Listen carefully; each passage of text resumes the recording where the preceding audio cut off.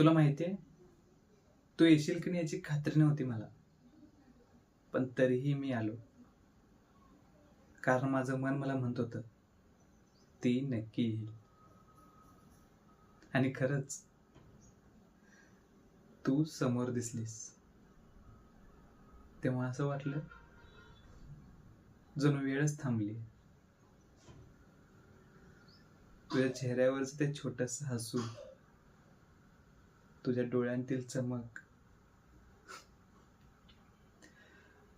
एवढं पुरेसं आहे मला माझा संपूर्ण दिवस सुंदर व्हायला. फार काय मोठं बोलायचं नाही मला, फक्त एकच सांगायचंय. जेव्हा तू समोर असतेस ना, तेव्हा बाकी सगळं जग शांत होतं